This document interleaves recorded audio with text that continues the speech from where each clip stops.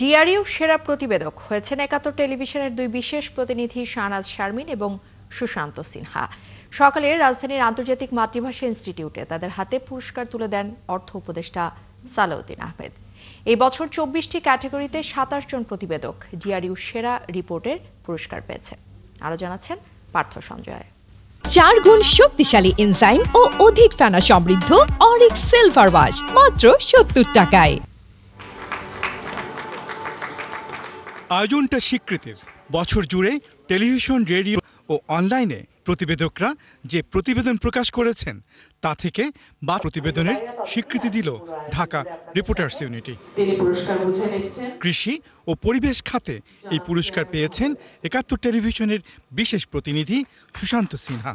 সুশান্ত দেশের সাতক্ষীরা অঞ্চলের খাবার পানির ভয়াবহ সংকটকে তুলে ধরেছেন একাত্তরের পর্দায়। তাতে পুকুরের পানি খেয়ে গাবুরাবাসীর জীবন নির্বাহের করুণ দৃশ্যপট উঠে এসেছে।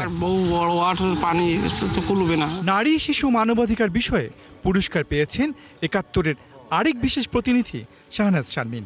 তার অনুসন্ধানী প্রতিবেদনে ৫০ বছর ধরে শেকড়ের ঠিকানাহীন থাকা নরওয়েতে বসবাস করা বাংলাদেশি দুলি ওলসেনকে মাটি আর মায়ের সন্ধান দিয়েছে। দুলি মেয়েটি আসলে ৫০ বছর আগে পাচার অথবা অ্যাডাপ্ট হয়ে চলে গিয়েছিল। সে যখন মাকে খুঁজতে নামে তখন এটি আসলে একটা মানবাধিকারের বিষয় থাকে যে একজন মানুষ কেন তার মায়ের সন্ধান পাবে না, জানবে না কে তার মা। তারা সারাদিনে মাত্র 2 গ্লাস খাবার পানি পায় এবং এটা আনতে গিয়ে তাদেরকে 2.5 থেকে 3 কিলোমিটার পর্যন্ত হাঁটতে হয়।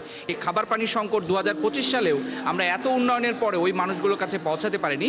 এই বিষয়টা আমি তুলে ধরেছিলাম। সব মিলিয়ে ২৪ ক্যাটাগরিতে ২৭ প্রতিবেদক পেয়েছেন পুরস্কার।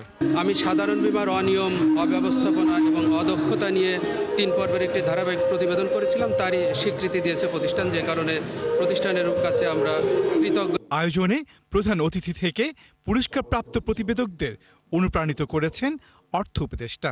আমাদের আরো কয়েক মাস বাকি, নির্বাচন হবে। সেই সময় যত দিন গণে আসে আপনাদের রোলটা কিন্তু আরো বেশি। লোকজনকে মোটিভেট করা, লোকজনকে আপনার তথ্য দেওয়া, সঠিক তথ্য দেওয়া, এবং তারা কিভাবে ভোট দেবে না তাদের ব্যাপার, কিন্তু তাদেরকে সহায়তা করা।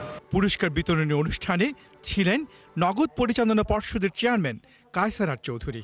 নানান কারণে বাংলাদেশ। পার্থ সঞ্জয়, একাত্তর, ঢাকা।